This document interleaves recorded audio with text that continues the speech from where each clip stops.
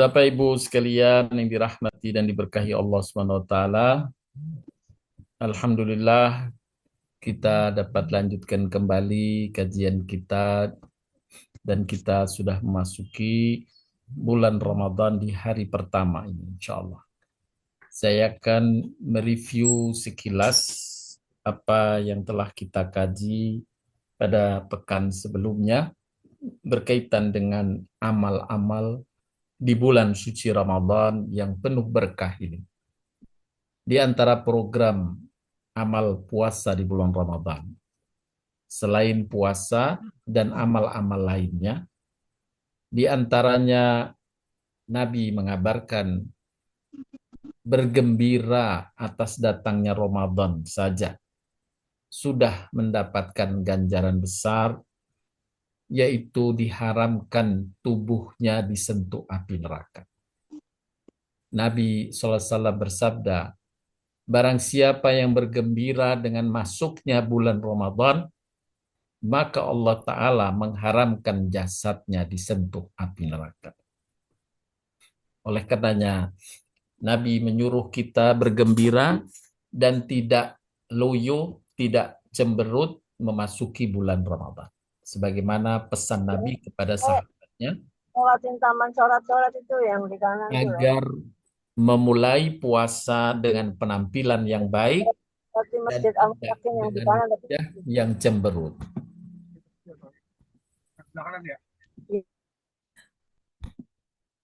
Kemudian amal yang berikutnya adalah amal puasanya sendiri. Kita harus jaga rukunnya, kita jaga sunnah-sunnahnya berkaitan dengan amal puasa, diantaranya bangun sahur, makan sahur, ya.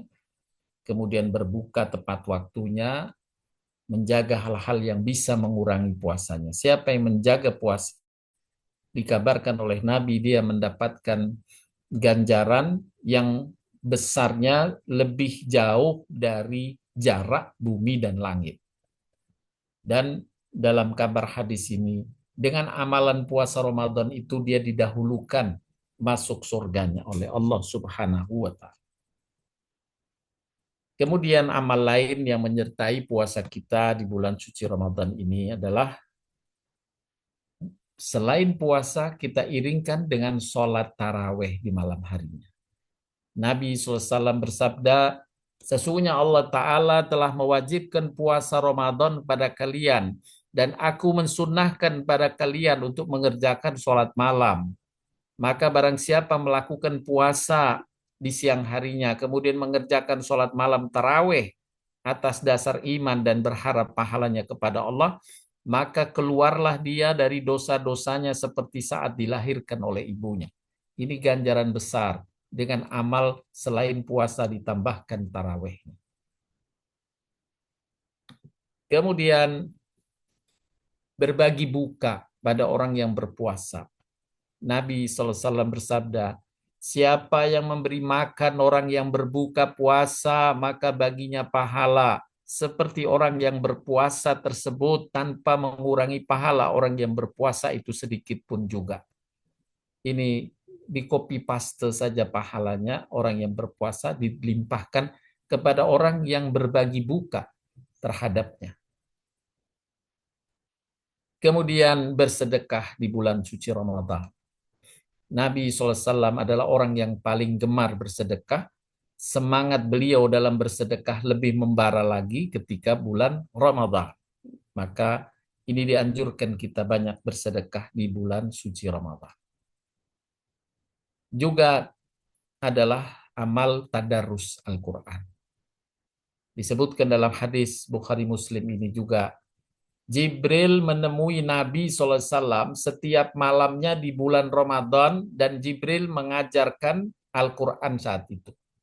Membaca Al-Quran bersama Nabi. Nabi membaca, Jibril mendengarkan, malaikat Jibril membacakan, Nabi mendengarkan, saling mengkoreksi bacaan Quran di bulan Ramadan. Ini yang namanya tadarus Al-Quran. Kemudian menjaga lisan di bulan Ramadan. Nabi SAW bersabda, puasa itu bukan sekedar menahan dari makan dan minum saja, Tetapi puasa itu menahan diri dari kata-kata yang tidak bermanfaat dan kata-kata yang tidak baik.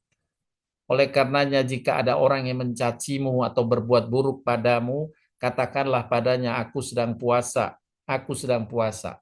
Tidak usah kita meladeninya, yakni bersabarlah dan jangan kalian marah padanya. Ini amal-amal, rangkaian amal menyertai puasa kita di bulan Ramadan.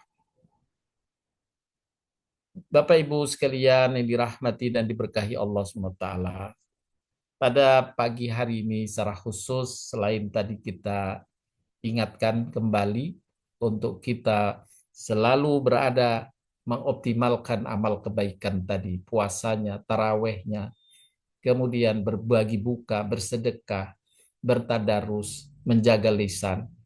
Secara khusus kita akan bahas pagi ini memanfaatkan Ramadan, meraih gelar kehormatan keluarga Allah. Siapa yang ingin mendapatkan gelar keluarga Allah, ahlullah, maka manfaatkan bulan Ramadan, bulan diturunkannya Al-Quran ini dengan amal khususnya membaca Al-Quran. Allah Subhanahu wa taala menyebutkan di dalam surat Al-Baqarah 85 bahwa Ramadan adalah bulan diturunkannya Quran, Syahrul Quran. Syahrul Ramadan alladzi unzila fihi al-Qur'an hudan lin-nasi wa bayyinatin minal huda wal furqan. Bulan Ramadan adalah bulan yang di dalamnya diturunkan Al-Quran sebagai petunjuk bagi manusia dan penjelasan-penjelasan mengenai petunjuk itu dan pembeda antara yang hak dan yang batil. Allah jelaskan Al-Quran, bulan Ramadan, bulan yang memang Allah pilih untuk diturunkannya Al-Quran. Ini pilihan Allah, bukan tiba-tiba. Tapi Allah ingin memuliakan bulan Ramadan yang penuh berkah. Di dalamnya Allah perintahkan kita berpuasa. Dan di akhir ayat ini Allah perintahkan, hendaklah kamu mengagungkan Allah atas petunjuknya yang diberikan kepadamu. Mengagungkan Allah atas petunjuknya, yakni bulan Ramadan yang penuh berkah. Petunjuknya Al-Quranul Karim yang Allah turunkan tepat di bulan Ramadan. Supaya kamu bersyukur. Artinya ketika kita mengisi Ramadan adalah bagian dari amal syukur. Ketika kita membaca Quran yang Allah turunkan di bulan Ramadan, bagian amal kita bersyukur kepadanya. Lebih khusus dianjurkan oleh Nabi Shallallahu Alaihi Wasallam memperbanyak baca Al-Quran di bulan Ramadan. Bagaimana dalam hadis Nabi mengungkapkan bahwa Jibril setiap malam menemuinya dan mengajak membaca Al-Quran bersama. Jibril menemui Nabi setiap malamnya di bulan Ramadan. Jibril mengajarkan Al-Quran saat itu. Dan Rasul Shallallahu Alaihi Wasallam adalah yang paling semangat dalam melakukan kebaikan bagai angin yang bertiup.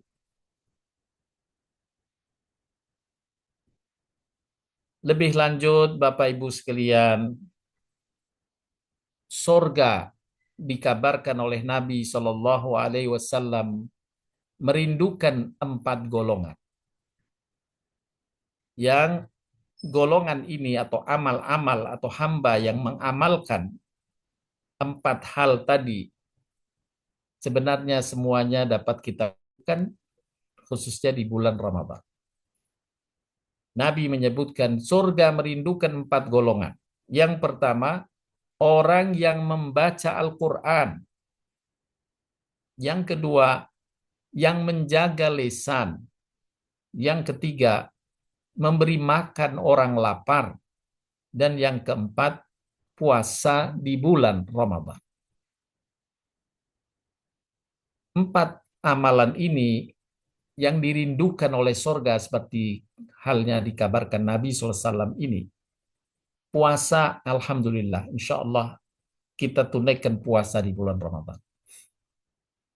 memberi makan orang lapar. Inilah tadi yang telah disampaikan. Siapa yang memberi makan buka, maka ia dapat pahala orang yang berpuasa itu, yang telah diberikan makanan buka.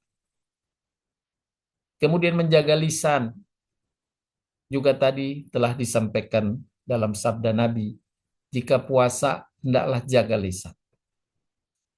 Kemudian membaca Al-Quran. Ini juga kita bisa amalkan mengisi amal di bulan suci Ramadan. Sehingga dengan 4 amalan ini, selain memperbesar pahala kita di bulan suci Ramadan, kita pun insya Allah tergolong hamba yang dirindukan sorga. Sebagaimana kabar Nabi ini. Sorga merindukan 4 golongan. Orang yang membaca Al-Quran. Orang yang menjaga lisan. Orang yang memberi makan orang lapar.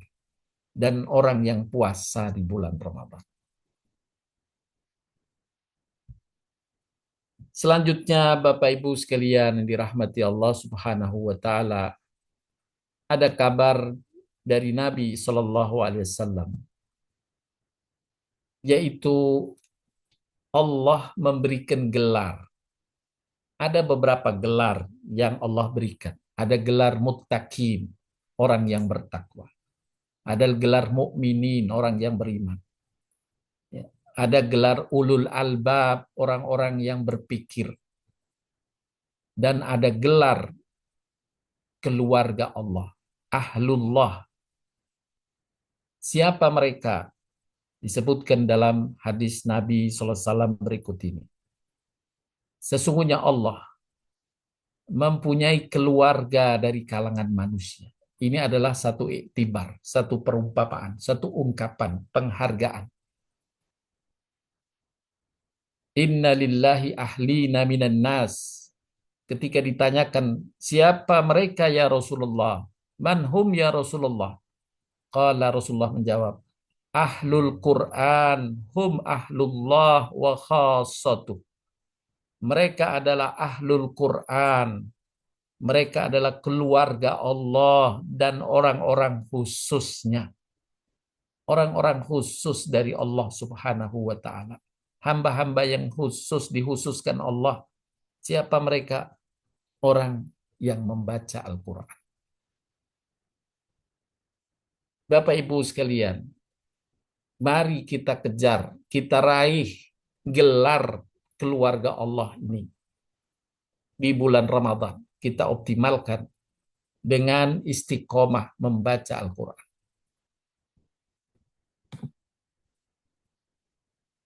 Siapa yang bisa meraih gelar ahlullah? Mereka adalah ahlul Quran, kata Nabi SAW. Siapa ahlul Quran? Mereka adalah hamba yang beriman, yang mengimani Al-Quran. Insya Allah kita semua telah memenuhi syarat dasarnya ini. Beriman dan mengimani Al-Quran. Kemudian istiqomah membacanya dan menjadikan Al-Quran sebagai pedoman hidupnya. Istiqomah membaca, tadarus Al-Quran adalah bagian dari amal untuk upaya kita meraih gelar ahlullah, keluarga Allah. Bila kita mendapatkan gelar ini, Bapak Ibu, insya Allah keberkahan selalu Allah limpahkan.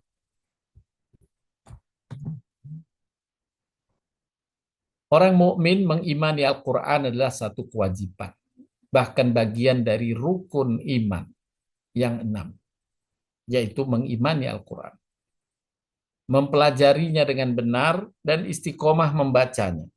Allah Ta'ala berfirman, Alladzina atainahumul kitaba yatlunahu haqqa tilawatih. Ulaika yu'minuna bih wa man yakfur bihi fa ulaika humul khasirun. Orang-orang yang telah kami beri kitab suci, mereka membacanya dengan bacaan yang sebenarnya. Itulah orang yang beriman padanya. Siapa yang ingkar padanya, merekalah orang yang rugi. Membacanya dengan sebenarnya bacaan. Mengimani kebenaran Al-Quran. Allah berulang di dalam Al-Quran menyebutkan, Di antaranya dalam surat Al-Baqarah ayat kedua. Kitab Al-Quran ini tidak ada keraguan padanya. La raiba fi hudal lil muttaqin. Petunjuk bagi mereka yang bertakwa. Juga dalam surat Ar-Ra'du ayat 1, Alif Lam Mim Ra. Ini adalah ayat-ayat Al-Quran.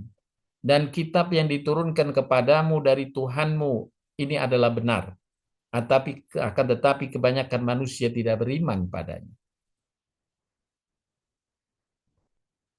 Allah Subhanahu wa taala, Bapak Ibu, menjaminkan berulang dalam Al-Qur'an bahwa Allah menurunkan ayat-ayat Al-Qur'an dengan dasar ilmunya, ilmu Allah yang maha luas.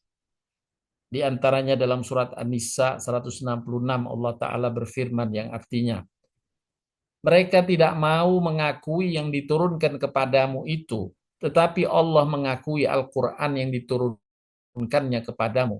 Allah menurunkannya dengan ilmunya dan malaikat-malaikat pun menjadi saksi pula. Cukuplah Allah yang mengakuinya. Allah menurunkannya dengan ilmunya. Ini jaminan Allah bahwa Al-Quran diturunkan atas dasar ilmu Allah yang maha luas. Juga dalam ayat berikutnya surat Al-A'raf ayat 52 Allah berfirman pula yang artinya, dan sesungguhnya kami telah mendatangkan sebuah kitab Al-Quran kepada mereka yang kami telah menjelaskannya atas dasar ilmu kami, menjadi petunjuk dan rahmat bagi orang yang beriman. Dalam ayat berikutnya surat Hud ayat 14, jika mereka yang kamu seru itu tidak menerima seruanmu, maka katakanlah olehmu, ketahuilah, sesungguhnya Al-Quran itu diturunkan dengan ilmu Allah. Dan bahwasanya tidak ada Tuhan selain Dia. Maukah kamu berserah diri kepada Allah? Inilah jaminan dari Allah bahwa Al-Quran Allah turunkan berdasarkan ilmunya yang maha luas. Dalam surat Fussilat ayat 52-53 Allah Subhanahu wa taala mengajak kita merenung dan berfikir. Katakanlah, bagaimana pendapatmu jika Al-Quran itu datang dari sisi Allah, kemudian kamu mengingkarinya? Siapa yang lebih sesat daripada orang yang selalu berada dalam penyimpangan? Kami akan memperlihatkan kepada mereka tanda-tanda kekuasaan kami di segenap ufuk dan pada diri mereka sendiri. Sehingga jelaslah bagi mereka bahwa Al-Quran itu adalah benar. Dan apakah Tuhanmu tidak cukup bagi kamu bahwa sesungguhnya Dia menyaksikan segala sesuatu? Inilah penjaminan dari Allah terhadap ayat-ayatnya, yakni Al-Quranul Karim, yang didasarkan atas ilmu, kemutlakan kebenarannya. Allah memerintahkan pula agar kita membaca dan memaknahi kandungannya. Dalam surat Shad, Allah Ta'ala berfirman, ini adalah sebuah kitab yang kami turunkan kepadamu penuh dengan berkah, supaya mereka memperhatikan ayat-ayatnya dan supaya mendapat pelajaran dari orang yang mempunyai pikiran, orang yang mempunyai ilmu, membaca Al-Quran itu, mendapatkan ilmu, penjelasan-penjelasan dari ayat-ayatnya. Kemudian istiqomah dalam membacanya. Allah Ta'ala berfirman dalam surat Fatir, Innal ladzina yatluna kitaballahi wa aqamus salata wa anfaqu mimma razaqnahum sirran wa alaniyatan yarjuna tijaratan lan tabur liwaffiyahum ujurahum wa yazidahum min fadlih innahu ghafurun syakur. Sesungguhnya orang-orang yang istiqomah membaca Al-Quran dan mendirikan salat, menafkahkan sebagian dari rizki yang kami anugerahkan kepada mereka dengan diam-diam dan terang-terangan. Mereka itu mengharapkan perniagaan yang tidak akan merugi. Allah jaminkan di antara amalnya adalah istiqomah baca Quran dan sholat serta berinfak. Allah jamin mereka sedang berniaga. Yang dijamin oleh Allah nggak akan merugi. Agar Allah menyempurnakan kepada mereka pahala mereka dan menambah pada mereka dari karunia-Nya. Allah Maha Pengampun lagi Maha Mensyukuri. Inilah amal yang diperintahkan dalam Al-Quran, istiqomah dalam membaca Al-Quran. Penjelasan Imam Ibnu Katsir, seorang ulama tafsir Al-Quran, mengatakan terkait dengan ayat tadi, yang dalam ayat di atas ada pujian dan jaminan karunia dan pahala besar bagi orang-orang yang suka membaca Al-Quran. Juga penjelasan Imam Syaukani, maksud dari ayat tersebut adalah Allah memuji dari hamba mukmin yang terus-menerus membaca Al-Quran dan menjadi kebiasaannya. Perintah membaca Al-Quran juga disampaikan dalam Al-Quran, dalam beberapa ayat, diantaranya dalam surat Al-Ankabut. Bacalah apa yang telah diwahyukan kepadamu, yaitu Alkitab Quran, dan dirikanlah sholat. Sesungguhnya sholat mencegah dari perbuatan keji dan mungkar. Sungguh mengingat Allah lebih besar dan Allah mengetahui apa yang kamu kerjakan. Dalam firman yang lain, faqra'u ma tayassara minal Qur'an. Karena itu bacalah apa yang mudah dari Al-Quran. Apa yang kita mudah kita baca. Khususnya ini terkait dengan amalan membaca Quran di malam hari. Di saat kita melaksanakan tahajud. Kemudian perintah membaca Al-Quran dianjurkan dengan bacaan yang baik. Berupaya sungguh-sungguh untuk membacanya dengan bacaan yang baik. Allah Ta'ala berfirman, orang-orang yang telah kami berikan Alkitab kepadanya, jadi Al-Quran, mereka membacanya dengan bacaan yang sebenarnya. Mereka itu beriman padanya. Dan barang siapa ingkar kepadanya, mereka itulah orang yang rugi. Membaca dan membenarkannya. Juga dalam surat Al-Muzammil, warattilil Qur'ana tartila. Bacalah Al-Quran dengan tartil, dengan bacaan yang benar. Penjelasan para ulama berkaitan dengan makna tartil dalam ayat tadi, bacalah Al-Quran dengan tartil. Yaitu penjelasan dari Ali bin Abi Thalib. Mentajwidkan huruf-hurufnya dengan mengetahui tempat berhenti. Ibnu Abbas mengatakan dibaca dengan jelas setiap hurufnya. Abu Ishaq, ulama lain, mengatakan membaca dengan jelas tidak mungkin bisa dilakukan jika membacanya terburu-buru. Membaca dengan jelas hanya bisa dilakukan jika dia menyebut semua huruf dan memenuhi cara pembacaan huruf yang benar.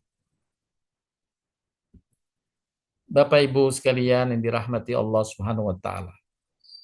Tadi penjelasan berkaitan dan perintah-perintah dari Al-Qur'an dan penjelasan Nabi serta para ulama berkaitan dengan perintah membaca Al-Qur'an. Dan di bulan Ramadan, sebagaimana tadi dijelaskan dalam hadis, Nabi SAW setiap malam didatangi malaikat Jibril diminta baca Quran. Artinya membaca Quran di bulan Ramadan adalah satu yang utama dari amal-amal mengisi bulan Ramadan. Di antara ganjaran dan keutamaan membaca Al-Quran, selain meraih gelar kehormatan keluarga Allah tadi. Yang pertama, Al-Quran akan menjadi syafaat bagi orang yang membacanya. Rasulullah SAW bersabda, bacalah Al-Quran, karena ia akan datang pada hari kiamat untuk memberi syafaat kepada orang yang telah membaca dan mengamalkan isinya. Dia akan datang memberi syafaat, menolong hamba Allah saat dihisab di akhirat nanti. Kemudian yang kedua dikabarkan juga oleh Nabi SAW bahwa orang yang membaca Al-Quran ditentukan derajatnya dari jumlah bacaan yang telah ia baca. Disebutkan Akan dikatakan oleh penjaga surga kepada orang yang membaca Al-Quran, bacalah, tingkatkan dan perindah bacaanmu, sebagaimana kamu memperindah bacaanmu saat di dunia. Sesungguhnya kedudukanmu di surga pada akhir ayat yang kau baca. Yang dimaksud pada akhir ayat yang kau baca adalah jumlah ayat yang telah dicapai dibaca. Bila ia berulang kali membacanya, dicatat berapa ayat jumlah yang telah dibaca selama hidupnya. Maka itulah di antara parameter mendapatkan kedudukan di surga. Semakin banyak ayat yang dibaca, semakin ditinggikan kedudukannya di surga. Oleh karenanya mengulang bacaan Quran atau mentadaburi, mentilawahkan Al-Quran sangat dianjurkan. Kemudian Al-Quran adalah cahaya di tengah kegelapan. Nabi menjelaskan, aku wasiatkan kepada kalian agar bertakwa kepada Allah. Dan Al-Quran sesungguhnya ia adalah cahaya kegelapan, petunjuk di siang hari. Maka bacalah dengan sungguh-sungguh. Berikutnya penjelasan Nabi tentang ganjaran orang baca Quran. Satu huruf dalam Al-Quran sama dengan satu kebaikan. Dan satu kebaikan itu berpahala 10 kali lipat. Rasulullah SAW bersabda menjelaskan tentang hal ini, barang siapa membaca satu huruf dari kitabullah, maka baginya satu kebaikan. Dan kebaikan itu mendapat pahala 10 kali lipat. Aku, kata Nabi, tidak mengatakan alif lam mim itu satu huruf. Alif itu satu huruf. Satu huruf. Dan mim satu huruf. Jadi kita bisa bayangkan di dalam Al-Quran itu dari ayat pertama surat Al-Fatihah dan terakhir sampai surat An-Nas itu hampir lebih dari 1 juta huruf. Ya, ada seorang peneliti yang menghitung lebih dari 1 juta huruf. Maka bila itu dibaca sampai khatam, tinggal dikalikan jumlah hurufnya. Apalagi dibacanya di bulan suci Ramadan, yang penuh keberkahan dan lipat ganjaran dari pahala amal kebaikan. Kemudian yang kelima, sebaik-baik manusia yang mempelajari dan mengajarkan Quran. Khairukum min ta'allamal Quran wa 'allamahu. Sebaik-baik kalian adalah orang yang mempelajari Al-Quran dan mengajarkannya.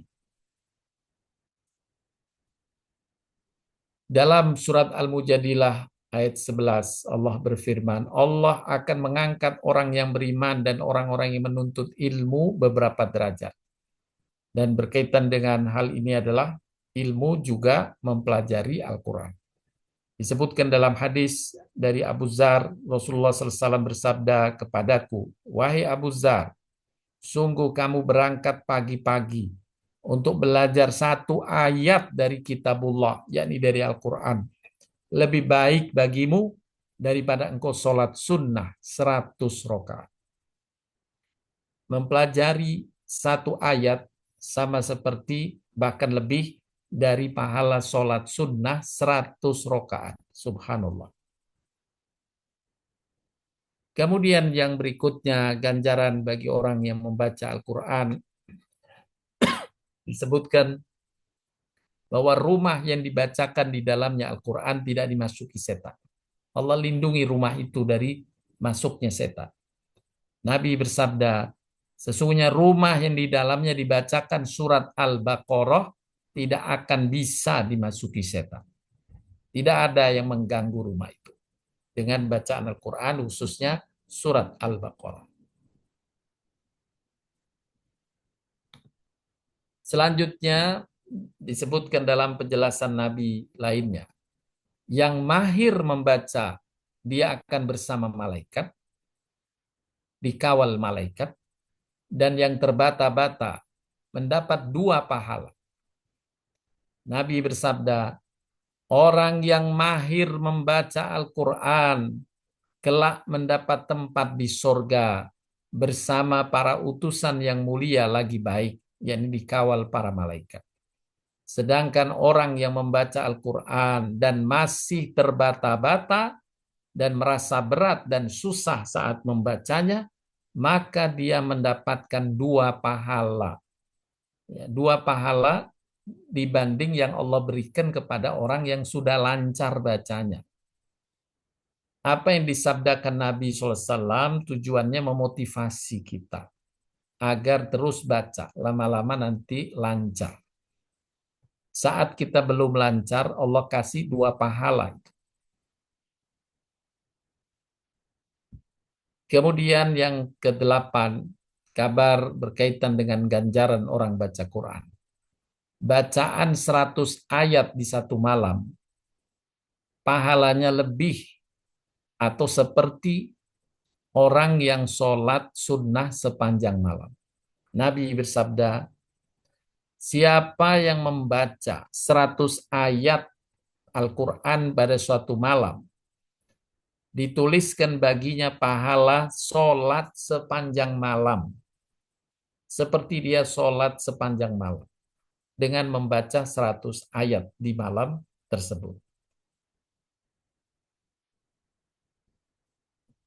Berikutnya Bapak Ibu, masih berkaitan dengan ganjaran orang baca Al-Quran.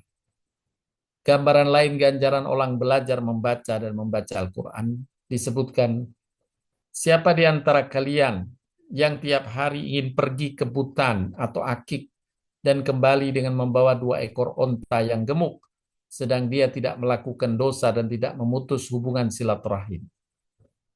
Kami menjawab, kami ingin ya Rasulullah. Lantas beliau bersabda, mengapa tidak pergi saja ke masjid, belajar atau membaca 2 ayat Quran? Akan lebih baik baginya dari mendapatkan 2 ekor onta. 3 ayat lebih baik dari mendapatkan 3 ekor onta. 4 ayat lebih baik dari mendapatkan 4 ekor onta. Demikian seterusnya. Jadi kalau kita membaca satu hari Al-Quran, misalnya 100 ayat atau 50 ayat, itu lebih baik daripada dia mendapatkan 50 ekor onta. Ini gambaran ganjaran membaca Al-Quran. Sekali lagi Bapak Ibu sekalian, karena kabar pahala, kabar ganjaran itu bersifat gaib, Nabi kadang ingin mencontohkan dengan sesuatu yang nyata. Seperti halnya mendapatkan 2 ekor onta, 3 ekor onta. Ini adalah nyata. Tetapi Allah memang mengabarkan pahala itu dalam wujud gaib. Dan sifat orang bertakwa, yu'minuna bil ghaib. Beriman kepada kabar gaib. Jadi ketika Nabi mengabarkan ganjarannya yang begitu besar dengan perumpamaan, lebih baik ganjarannya daripada engkau mendapatkan 2 ekor onta kalau kamu baca 2 ayat. Kalau kamu baca itu lebih dari misalnya 10 ayat, berarti lebih baik dari kamu dapat 10 ekor onta. Demikian juga dalam gambaran lain, misalnya sholat sunnah fajar, sholat 2 rakaat sunnah sebelum subuh, itu lebih baik seperti dia mendapatkan kekayaan seisi dunia. Coba kalau seandainya itu nyata, tapi tidak harus sebesar itu pun. Semisal siapa yang mengerjakan 2 rakaat sebelum subuh atau sholat sunnah fajar itu, rekeningnya nambah 1 juta, maka nggak ada satupun orang yang kalau itu nyata, bukan yang gaib, tidak ada yang meninggalkan. Tapi karena sifatnya gaib, hanya orang yang beriman dan bertakwa saja yang menjaganya dan meyakini ganjaran besar itu sebagaimana disabdakan Nabi. Demikian juga dalam hadis ini. Begitu besar pahala baca Quran, sampai kalau kamu baca 2 ayat, 3 ayat, 4 ayat saja, 4 ayat itu lebih baik bagimu pahalanya dan ganjarannya daripada kamu mendapatkan 4 ekor unta. Kemudian berikutnya Allah kabarkan atau Nabi kabarkan, siapa yang membaca Quran, Allah akan limpahkan ketenangan dan kasih sayangnya. Nabi bersabda, tidaklah suatu kaum berkumpul di salah satu rumah Allah, membaca kitabullah, yakni Al-Quran, dan saling membantu atau mengajarkan satu sama lain, melainkan akan turun kepada mereka sakinah, ketenangan, akan dinaungi rahmat kasih sayangnya, akan dikelilingi para malaikat, dan Allah akan menyebut-nyebut nama mereka di sisi makhluk yang dimuliakan di sisinya. Yakni disebut nama orang itu di hadapan para malaikatnya di arsy-Nya Allah. Ini kemuliaan bagi orang yang membaca Al-Quran. Kemudian yang berikutnya disampaikan pula dalam sabda Nabi SAW yang artinya, perumpamaan seorang muslim yang membaca Al-Quran adalah seperti buah utrujah. Ini nama jenis buah, baunya enak dan rasanya juga enak. Adapun perumpamaan seorang muslim yang tidak baca Al-Quran adalah seperti buah kurma. Tidak ada baunya, tetapi rasanya manis. Nah, kalau buah utrujah baunya enak, rasanya juga enak. Buah kurma tidak ada baunya, tapi rasanya enak. Adapun yang ketiga, orang munafik yang baca Quran adalah bagaikan buah raihana. Baunya menyenangkan, namun rasanya pahit. Baunya harum, tapi rasanya pahit. Nah, nama-nama buah ini tentu di tanah Arab bisa kita anggap atau perumpamaan dengan buah-buah di tanah air kita juga ada yang semodel dengan apa yang Nabi sebutkan. Ada buah yang baunya enak dan rasanya juga enak. Ya, ada buah yang baunya biasa, tidak ada bau tapi rasanya enak. Dan ada yang seperti raihana, baunya menyenangkan namun rasanya pahit. Dan orang munafik yang tidak membaca Al-Quran bagaikan Hanzalah, rasa pahit dan baunya tidak enak. Nabi memberi perumpamaan dengan macam buah ini. Ada buah utrujah, ada buah kurma, ada buah raihanah, ada buah Hanzalah. Dengan sifatnya masing-masing, buah utrujah baunya enak, rasanya enak. Buah kurma baunya tidak ada tapi rasanya manis. Buah raihanah baunya enak, baunya menyenangkan, tapi rasanya pahit. Dan Hanzalah sudah rasa, baunya juga tidak enak. Rasanya pahit, baunya tidak enak. Ini perumpamaan Nabi SAW, maka tentu kita ingin semisal buah utrujah, yaitu baunya enak, rasanya juga enak, yaitu seorang muslim yang banyak membaca Al-Quran. Bapak Ibu sekalian yang dirahmati dan diberkahi Allah SWT, dapat kita simpulkan, kita ingin bulan Ramadan bisa memberikan kesempatan pada kita untuk meraih gelar keluarga Allah, Ahlullah, yaitu dengan mengisi amalan membaca Al-Quran.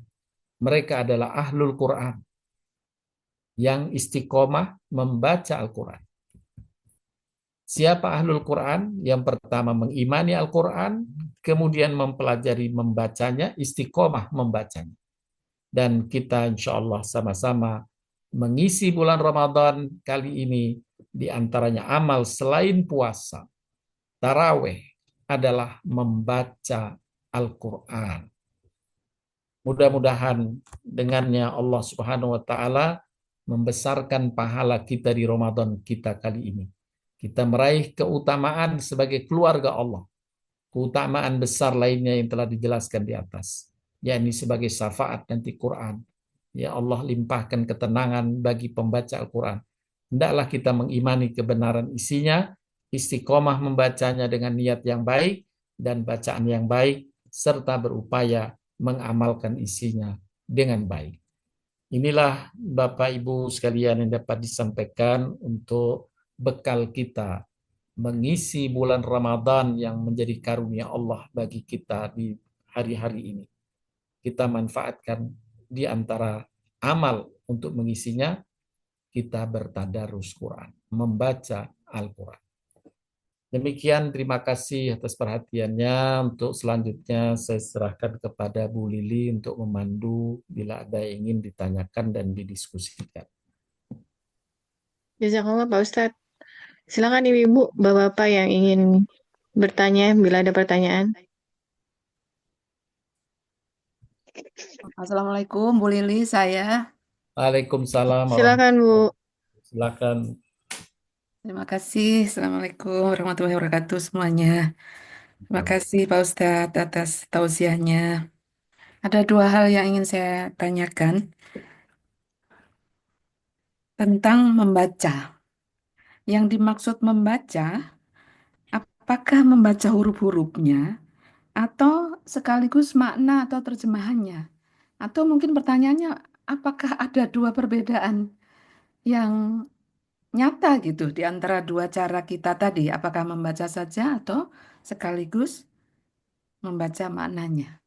Baik, Ataupun yang kedua, Pak Ustadz, mohon maaf, ya silakan. ada anjuran bahwa menjelang tidur ada anjuran atau hadis ya, mohon Ya, maaf, ya. Ya. bahwa menjelang tidur kita disarankan untuk membaca Quran surat Al-Muluk atau Al-Ikhlas. Nah, ketika kita membaca itu, apakah membaca kedua surat itu apakah juga dinilai sebagai membaca Al-Quran? Baik, Itu ya, saja. Terima kasih, Ustadz. sama-sama. Baik, membaca Quran itu ada beberapa level memang ya. Seperti tadi dicontohkan dalam hadisnya, membaca terbata-bata, ada membaca lancar, ya. Kemudian ada membaca saja huruf-hurufnya, ada membaca dengan makna. Tentu berbeda levelnya. Ya, seperti halnya dicontohkan oleh Imam Syafi'i. Imam Syafi'i dia kalau membaca Al-Quran sekaligus dia mentadaburi, ya. Mentadaburi itu berarti melihat maknanya. Nah, itu karena level lebih kuat. Tapi khusus di bulan Ramadan, tadabur Qurannya itu diringankan. Ya, kalau di luar Ramadan, Imam Syafi'i selain membaca juga mentadaburi, artinya melihat maknanya. Tapi khusus di bulan Ramadan, Imam Syafi'i membacanya sampai satu hari dua kali hatam. Satu hari Masya dua Allah. kali hatam. Jadi satu bulan itu Imam Syafi'i hatam 60 kali. Masya Allah. Ya, berarti di situ tadaburnya dikurangkan. Ya. Nah, itu levelnya. Tapi yang terbaik tentu membaca sambil mentadaburi, yakni memahami maknanya. Untuk mendapatkan karena hudan. Al-Quran itu hudan, petunjuk. Jadi memahami maknanya. Tapi khusus di bulan Ramadan Allah mengapresiasi hambanya untuk membaca saja, mentilawah. Yatlunal kitab. Ya, di dalam surat Al-Fatir itu innalladzina yatluna kitaballah wa aqamus shalah wa anfaqu mimma razaqnahum sirran wa alaniyah yarjuna tijaratan lan tabur. Itu hanya mentilawahkan, membaca Quran saja secara istiqomah Allah sudah mengapresiasi bahwa orang itu sedang berdagang dengan Allah yang Allah jamin gak akan merugi. Nah, jadi di bulan kalau tadi berkesempatan membaca Quran dengan mentadaburi itu yang terbaik. Tetapi di bulan Ramadan kita bisa fokuskan kepada membacanya untuk mendapatkan eh, banyak huruf yang kita baca. Nah, itu Bu Nafiah, Bu Ari yang bisa disampaikan untuk pertanyaan yang pertama. Kemudian untuk pertanyaan yang kedua, memang betul tadi dalam hadis ya membaca surat Al-Muluk ya, kemudian surat Al-Ikhlas, juga ayat kursi juga disebutkan untuk sebelum tidur. Nah, kalau kita membacanya sudah disebut menjadi istiqomah membaca. Jadi membaca itu bisa dengan mushaf, bisa dari hafalan. Dua-duanya disebut membaca. Ya, bisa dua-duanya masuk kategori membaca. Begitu Bu Ari. Baik, terima kasih Ustadz. Baik, Jawabannya, penjelasannya. sama-sama. Assalamualaikum. Silakan untuk yang lain. Ustadz, kalau nggak ada yang tanya, saya mau tanya Pak Ustadz. Kategori munafik dalam yang Pak Ustadz bilang tadi yang bagaikan dua buah itu, maksudnya munafik yang seperti apa Pak Ustadz?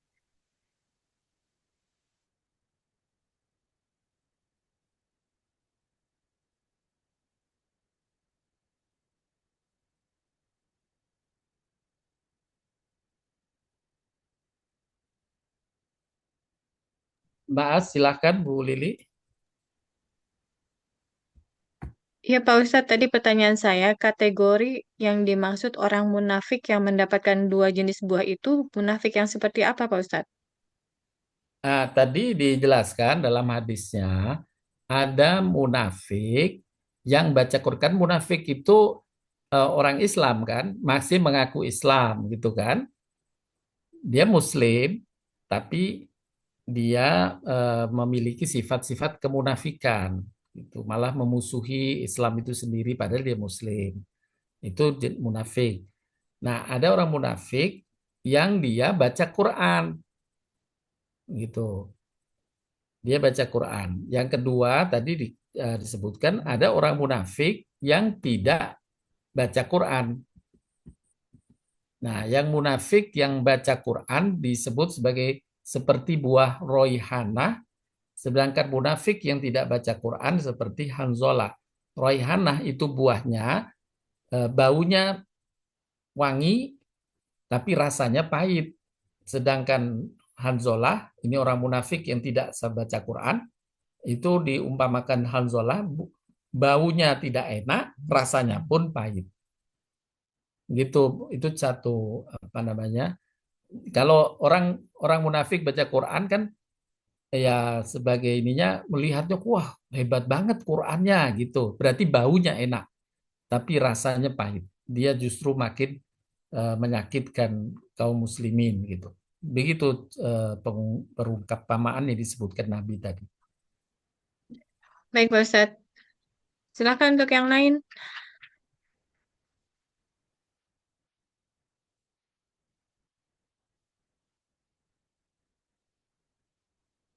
Silakan Bapak Ibu bila ada yang ingin didiskusikan. Silakan Bu Assalamualaikum. Gomba. Waalaikumsalam warahmatullahi wabarakatuh. Silakan Bu Gomba. Ya Ustaz. Tadi itu terima kasih materinya hari ini itu yang selalu memang lengkap ya. Dan rasa-rasanya kita selalu terbimbing ya oleh yang lebih mengerti bahwa apa yang harus kita lakukan. Tapi Ustadz, ada yang namanya kadang-kadang orang dari depan itu sudah sangat teliti, sangat melaksanakan. Tapi kok ada cerita-cerita yang tiba-tiba di titik akhirnya dia itu nggak husnul khotimah, Ustadz. Itu sebetulnya kan sangat mengerikan ya. Kapan orang itu tahu bahwa Allah ada pembiaran tidak husnul khotimah dan oh ya kamu sudah mengerjakan jadi kamu dapat husnul khotimah. Itu kan sesuatu yang karena sepanjang waktu sudah mengerjakan tiba-tiba ada hal yang bagaimana sehingga membuat di titik akhirnya dia meninggalkan husnul khotimahnya. Itu kan rasanya ngeri banget ya kalau orang mau meninggal tiba-tiba ada hal-hal yang semacam itu. Bagaimana Ustadz itu mengantisipasi hal Baik, tersebut? baik Bu Gomba. Yang pertama kita harus husnuzan kepada Allah. Ya, wa ana inda dhanni abdi bi, kata dalam hadis qudsi, sesungguhnya aku memberlakukan hambaku sesuai dengan sangkaan hambaku itu kepadaku. Ya, Jadi kalau kita sangka baik sama Allah, Allah akan meladeni kita dengan sesuai dengan sangkaan kita kepada Allah. Tapi kalau kita negatif thinking terus kepada Allah, naudzubillah min dzalik. Ya, Hmm. ya misalnya kita melakukan suatu, Allah kayaknya nggak mungkin menolong saya, Allah nggak mungkin menolong saya. Nah itu yang dikhawatirkan. Ya, sekali lagi hadis qudsinya Nabi bersabda, Allah berfirman, sesungguhnya aku memperlakukan hambaku sesuai dengan sangkaan hambaku itu kepadaku. Nah, maka terkait dengan pertanyaan Bu Bomba, kita Nabi sudah menjelaskan kalau kamu istiqomah dalam amal-amal kebaikan, ya, insya Allah Allah akan berikan kesempatan padamu husnul khatimah. Ada amal-amal yang tadi keistiqomahan, ya, mengaji, baca Quran, kajian, kemudian jaga sholat, bersedekah. Itu amal sedekah, itu ringan effortnya sebenarnya, tapi itu juga salah satu kiat untuk keistiqomahan dan terus sampai husnul khotimah. Juga tadi yang disampaikan oleh pertanyaan Bu Nafiah tadi, juga amalan membaca Quran diantaranya surat Al-Muluk itu menjaminkan juga, ya, menjaminkan keistiqomahan dan husnul khotimah. Jadi insya Allah dengan amal-amal kemanfaatan pada sesama, khairun nas anfa'uhum linnas, sebaik-baik kalian adalah yang paling banyak memberi manfaat pada sesama. Istiqomah jaga sholat, istiqomah bersedekah, ya, istiqomah baca Quran, insya Allah itu akan menjaminkan hamba ini dalam perlindungan Allah dan ujungnya kelak insya Allah husnul khatimah. Allah tidak akan menyalahi janjinya. Hal jazaul ihsan illal ihsan. Setiap kebaikan hamba pasti Allah balas dengan kebaikan. Begitu Bu Gamba.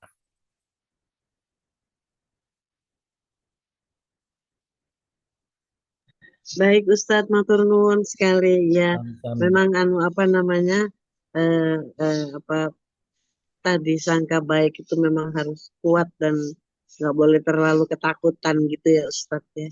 Iya. Baik Ustadz, matur nuwun, sehat selalu Ustadz, dan juga saudara-saudara kami dari Tanjbatera dan Alfat. Amin. Amin.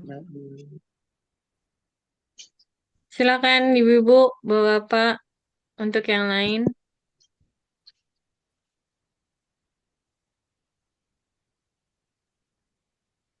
Belum ada lagi Pak Ustadz?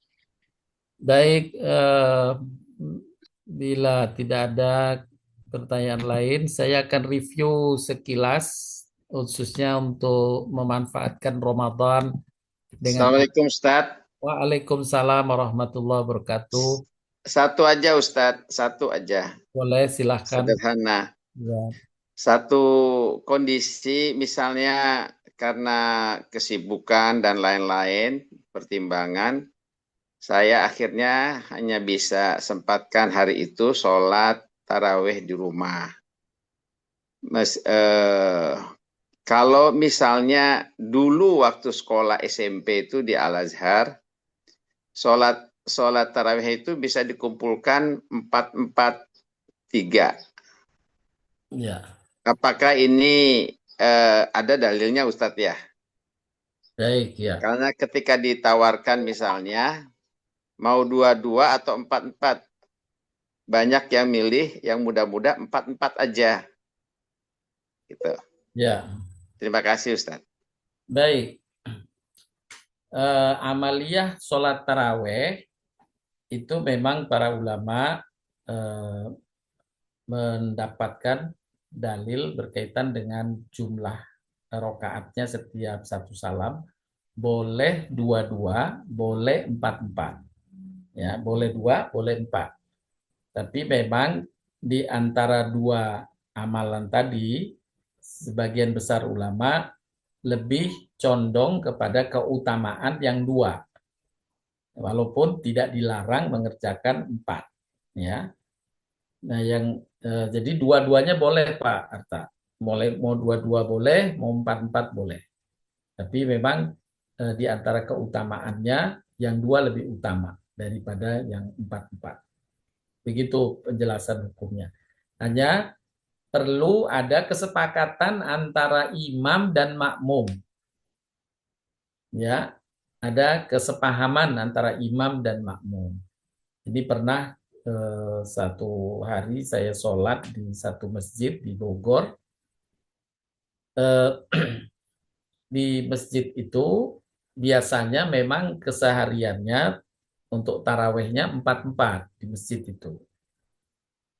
Kemudian yang menjadi imam itu tanpa diberitahu oleh panitia karena imamnya dari luar. Imamnya dari luar area situ. Oleh panitia tidak diberitahu si imam ini 2 rakaat ternyata kebiasaannya. Akhirnya karena tidak diberitahu, imam tadi waktu rakaat kedua dia tahiyat. Ternyata makmum di belakang ada yang subhanallah. Subhanallah. Maka imamnya pun berdiri. Imamnya mungkin ragu bahwa dia masih 1 rakaat perkiraannya. Sehingga dia ikut berdiri. Udah makmum kita berdiri semua. Rakaat ketiga, imam ini duduk. Duduk lagi untuk tahiyat. Orang yang tadi di depan menyebut subhanallah. Imamnya tidak bergerak. Subhanallah, imam juga tidak bergerak karena merasa yakin sudah 2. Nah, setelah sudah salam imamnya, jadi bingung. 2 juga enggak, 4 juga enggak, jadi 3. Nah, itu karena miskomunikasi antara imam dengan makmumnya ya, karena imam dari luar enggak tahu bahwa di masjid itu 4-4. Nah, itu satu pernah terjadi di masjid di Bogor yang kebetulan waktu itu saya juga jadi makmum di sana. Begitu Pak Atta. Jadi harus ada kesepahaman antara makmum dan imam. Diberitahu. Kita 4-4 atau 2-2. Begitu Pak Ya, Atta. ya, makasih Ustadz. Kalau tadi kan pertanyaannya saya di rumah ya. Jadi Ya. pasti saya tanya 4-4 apa 2-2, yang muda-muda 4-4. Jadi memang dikomunikasikan dengan makmumnya. Iya. Begitu juga untuk yang tarawih Ustadz ya, bisa 3, bisa 2-1 ya Ustadz. Witir ya. Astagfirullah, witir. Iya, bisa 2, salam, kemudian tambah 1, bisa langsung 3. Iya. Salam. Tadi malam itu kita biasanya 2-2-2 sama 3. Iya. Rupanya di tempat saya bulan Ramadan ini imamnya dari Madinah. Jadi dia 2-2-2-2, terakhirnya 1. Nah, ketika 1 terakhir kan dia duduk tasyahud akhir. Ya. Jamaah kebanyakan berdiri.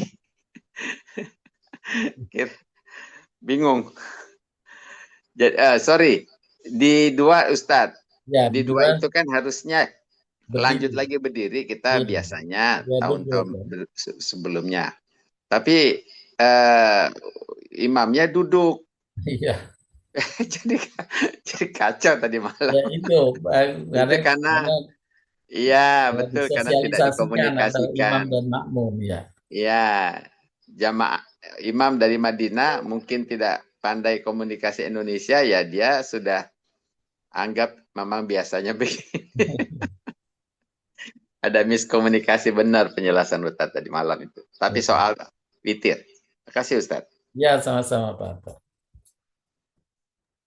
Assalamualaikum Silakan Pak Mbak Ustadz. Tuti. Waalaikumsalam, silakan Mbak Tuti. Assalamualaikum Pak Ustadz. Waalaikumsalam. Pak, saya mau bertanya mengenai membaca Al-Quran. Iya. Kan bulan Ramadan ini adalah tempat membaca Al-Quran itu banyak sekali pahalanya. Tapi bukan di Quran sendiri ada disampaikan bahwa Allah tuh juga memilih orang-orang yang akan membaca Al-Quran. Maksud memilih di situ. Jadi nggak semua orang gitu Pak Ustadz. Bukan maksud tidak semua orang. Kalau tidak semua orang itu memang fakta ya.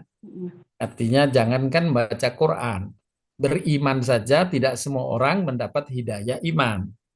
Ya kan? Allah menjelaskan fakta bahwa tidak semua orang diberi hidayah iman. Tidak semua orang punya kesempatan untuk berpuasa. Ya, ada yang sakit, ada yang musafir gitu kan. Juga tidak semua orang berkesempatan membaca Al-Quran. Baik kesempatan itu karena memang kelonggaran, atau kesempatan itu karena mendapatkan petunjuk taufik gitu. Nah, itu dari pengungkapan fakta ya, bahwa tapi tidak boleh kita kemudian menyatakan bahwa seolah-olah Allah itu pilih-pilih gitu. Tapi semuanya itu berdasar ikhtiar kita, ikhtiar hamba. Ya, siapa yang berikhtiar untuk mendapatkan taufik dan hidayah, Allah pasti bukakan taufik dan hidayah. Allah, siapa yang berikhtiar untuk bisa beramal, Allah akan bukakan pintu kemudahan bagi yang bersangkutan untuk beramal. Jadi kayak Bu, tidak boleh kita pesimis. Saya kayaknya nggak kepilih untuk baca Quran tahun ini, gitu ya. Nah, kita dari mana tahunya nggak kepilih? Memang ada catatan yang bocor? Enggak begitu. Jadi kita harus ikhtiar, terus ikhtiar bahwa nanti faktanya ada orang yang berkesempatan seperti kita nanti berkesempatan, kita bersyukur alhamdulillah Allah mudahkan kita beramal dengan baca Quran. Kemudian kita dengar ada orang nggak bisa sama sekali, ya kita bersyukur alhamdulillah saya diberikan kesempatan, padahal banyak orang yang tidak diberikan kesempatan. Begitu Bu Tuti. Jadi kesempatannya ya Pak Ustadz ya. Kita minta kepada Allah tapi dengan ikhtiar ya.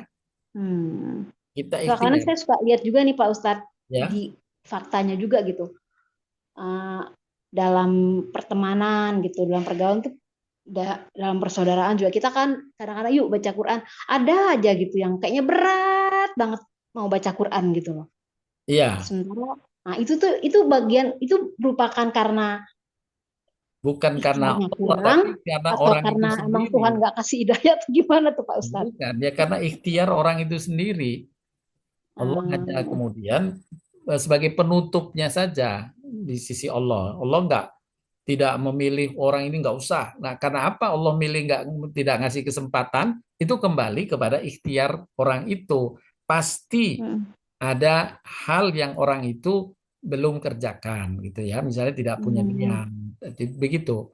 Tapi bukan berarti Allah memilih udahlah bagi si A si B. Kamu yang baca, yang B jangan. Nah, itu enggak begitu. Allah kan sedang menguji kita, bukan menghukumi kita saat ini. Di dunia ini Allah ingin tahu, ya. Allah ingin tahu siapa yang paling baik amalnya. Nah, itu yang ditunggu sama Allah. Kalau kamu ikhtiarnya bagus, Allah mudahkan. Gitu. Jadi mau tidaknya orang itu yang menentukan nanti. Betul, ya, ikhtiar orang itu. Gitu. Ya. Jadi bukan karena dia dipilih atau tidak ya Pak Ustadz ya, pada dasarnya kesempatannya sama ya Pak ya. Kesempatan sama ke orangnya ya. Iya. Iya Pak Ustadz. Baik Pak Ustadz. Ya, Sama-sama. terima kasih Pak Ustadz. Silakan Mbak Pinky. Terima kasih Mbak Tuti. Terima kasih Mbak Lili. Assalamualaikum warahmatullahi wabarakatuh. Waalaikumsalam warahmatullahi wabarakatuh. Ya, Pak Ustadz, saya mau tanya untuk sholat taraweh yang 1 juz gitu bacaannya ya Pak. Ya. Itu kan ada beberapa yang jamaah itu mengeluarkan HP. Itu sebetulnya sebaiknya kalau mamanya kita menyimak aja atau ikut melafalkan juga itu bersama imam gitu, apa diem aja apa gimana Pak? Kalau makmum kita dianjurkan disunahkannya hanya mendengar, menyimak mendengar ya. Nah, itu di surat Al-A'raf ya, surat Al-A'raf ayat ke-204. Surat ke-7. Allah Ta'ala berfirman,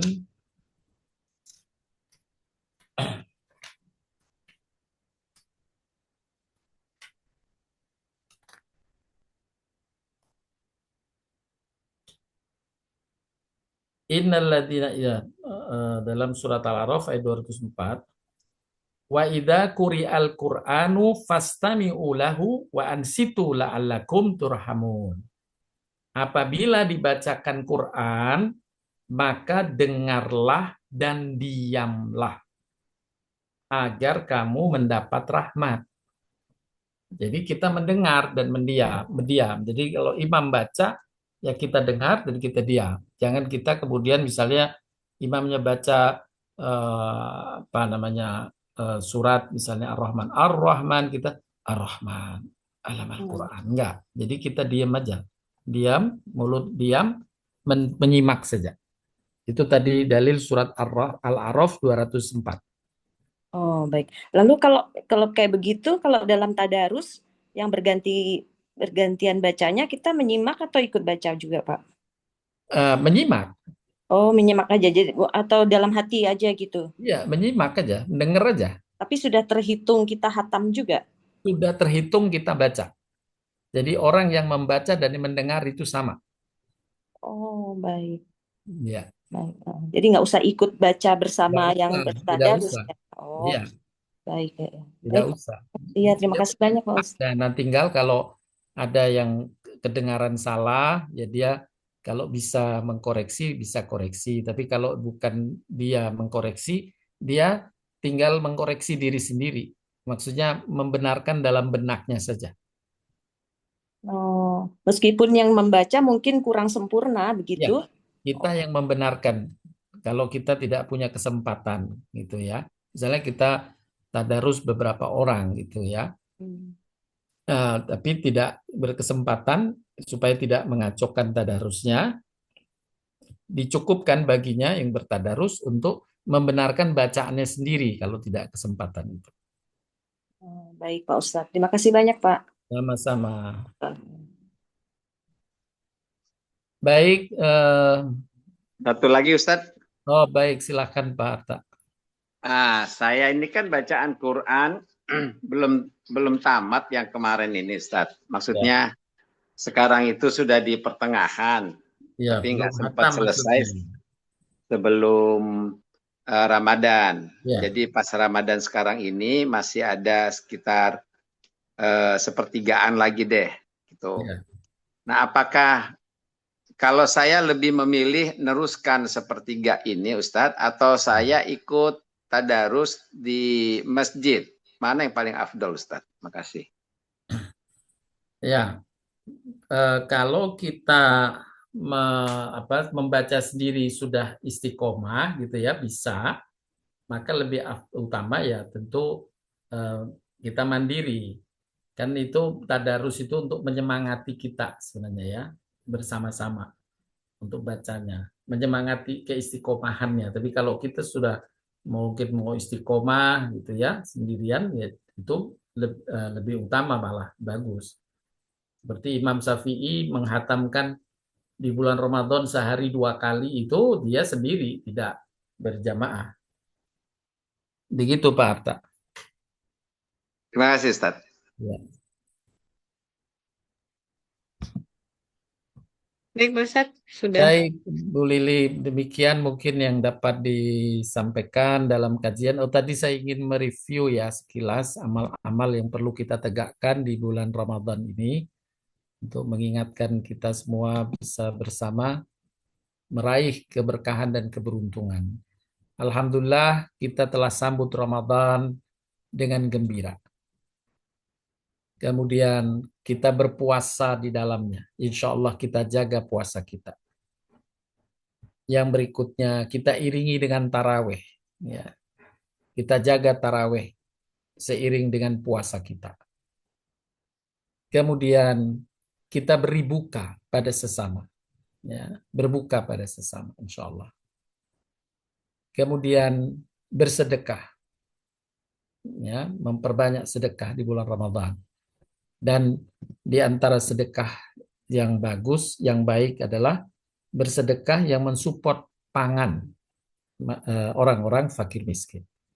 Dan insya Allah pada kesempatan yang baik ini saya juga sampaikan, kita bersama-sama memprogram untuk berbagi sembako pada masyarakat duafa ya, di beberapa wilayah pedesaan. Insya Allah dengan support sama-sama kita meraih ganjaran yang besar bersama di bulan Ramadan. Kita akan melakukan pembagian sembako di desa-desa yang masuk kategori duafa. Kemudian juga tadarus Quran yang tadi baru kita bedah bagaimana ganjaran dan amalnya, serta menjaga lisan di bulan Ramadan. Itulah review kita pada kajian pagi hari ini. Semoga bermanfaat. Mohon maaf bila ada kata yang kurang berkenan. Wabillahi taufiq wal hidayah. Subhanakallahumma bihamdika asyhadu an la ilaha illa anta Anta astaghfiruka astaghfiruka wa wa atubu atubu ilaik. ilaik. Assalamualaikum, Pak Ustadz.